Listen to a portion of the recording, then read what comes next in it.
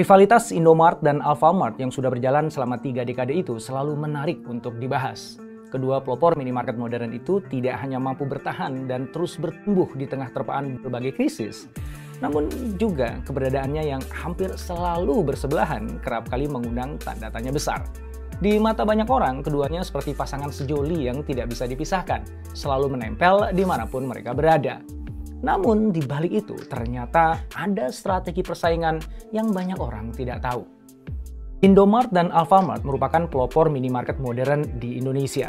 Indomart berdiri pada tahun 1988 dan dikelola oleh PT Indomarko Prismatama, bagian dari usaha Salim Group. Sementara Alfamart berdiri 1 tahun kemudian, pada 1989. Didirikan oleh Joko Susanto dan dikelola oleh PT Sumber Alvaria Trijaya. Keduanya adalah konglomerat terkenal di tanah air. Sekarang ini sulit sekali untuk kita melewati ruas-ruas jalan di negeri ini tanpa melihat kedua minimarket ini menghiasi pemandangan. Selama 30 tahun, Indomart dan Alfamart menggunakan model bisnis franchise untuk mengakselerasi pertumbuhan dan ekspansi jumlah gerai-gerai tokonya. Jumlah gerai Indomart pada Maret 22 ini mencapai 19.891 gerai. Sebagian besar pasokan barang dagangan untuk seluruh gerai berasal dari 42 pusat distribusi Indomaret yang menyediakan lebih dari 5.000 jenis produk.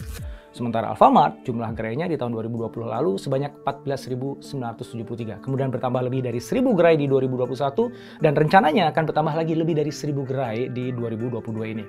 Berdasarkan nilai penjualan, Indomart memiliki nilai penjualan tertinggi mencapai 5,9 miliar US dollar atau 84,07 triliun rupiah pada 2020. Alfamart menyusul dengan nilai penjualan sebesar 5,25 miliar US dollar atau 74,9 triliun rupiah. Ada yang menarik dari kedua minimarket ini. Walaupun keduanya selalu penuh persaingan, namun gerai keduanya seringkali terlihat mesra berdampingan di ruas-ruas jalan kota. Wajar ya jika banyak orang bertanya-tanya, kenapa gitu ya? Apa alasan dibalik keputusan posisi gerai yang hampir selalu bersebelahan itu? Yuk kita kupas jawabannya secara ilmiah dan logis. Fenomena dua gerai yang bersaing namun memiliki posisi yang berdekatan, bahkan bersebelahan, sebenarnya tidak hanya terjadi pada Indomart dan Alfamart. McDonald dan Burger King juga sering berdekatan. Demikian juga pom bensin satu dengan yang lainnya. Kalau di Amerika, lokasi gerai supermarket Target dan Walmart juga hampir selalu bersebelahan. Nah, kenapa tuh? Kok begitu? Nah, apa yang melandasi keputusan itu?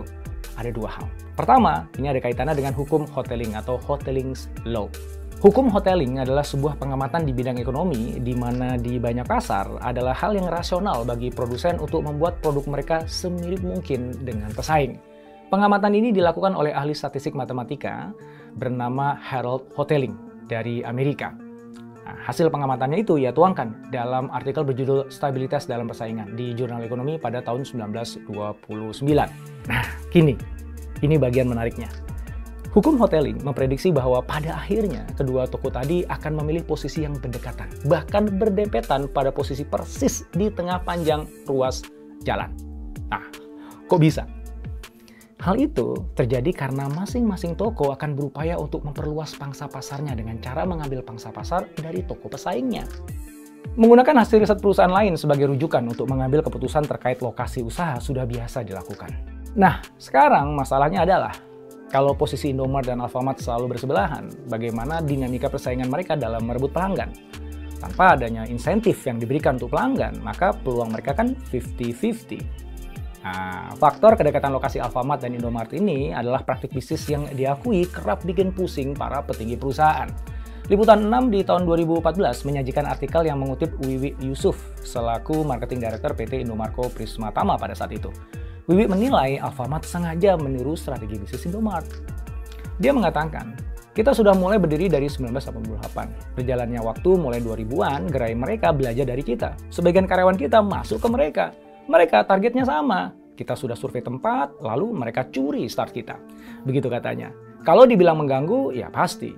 Namun positifnya, kita berlomba-lomba untuk sama-sama memberikan pelayanan pada konsumen. Kata beliau meneruskan. Lokasi yang bersebelahan itu memaksa Indomart dan Alfamart untuk melakukan strategi dan aksi diferensiasi yang bisa membuatnya lebih bernilai di mata pelanggan. Harapannya dengan begitu pelanggan akan memilih belanja di gerainya dibandingkan di gerai pesaing yang ada di sebelahnya. Namun menariknya, hukum hoteling berlaku lagi. Diferensiasi yang diupayakan oleh kedua gerai yang bersaing itu ternyata mudah memudar atau setidaknya tereduksi hingga minimum. Sebagai contoh, Ketika Indomaret hadir dengan konsep kopi grab and go dengan menghadirkan Gerai Point Coffee di beberapa cabang untuk mengikuti perkembangan tren minum kopi di masyarakat Indonesia, Alfamart merespon dengan menawarkan kopi bean spot di gerai-gerainya.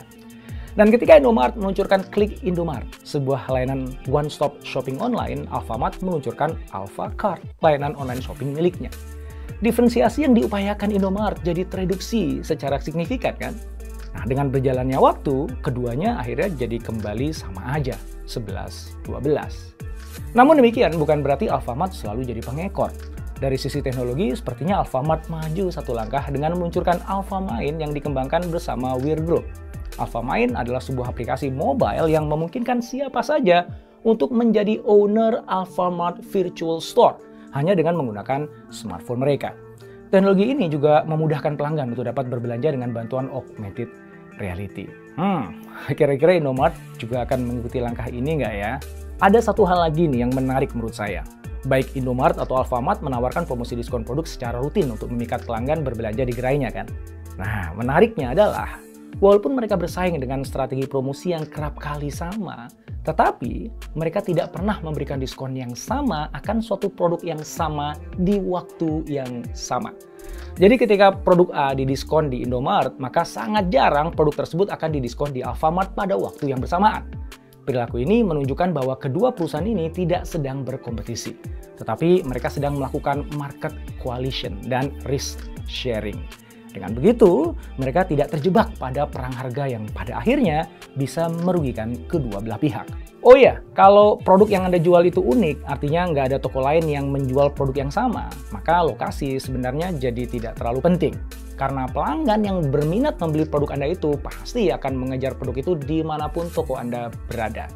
Tapi, kalau Anda menjual produk komoditas, maka selalu ingat ya, location, location, location. Tapi apa ya harus berdempetan gitu lokasinya sama toko pesaing ya? Menurut Anda hukum hoteling itu benar nggak sih? Apakah Anda punya teori lain tentang kenapa Indomaret dan Alfamart lokasinya hampir selalu bersebelahan? Kalau punya, tuliskan teori Anda tuh di kolom komen di bawah ya.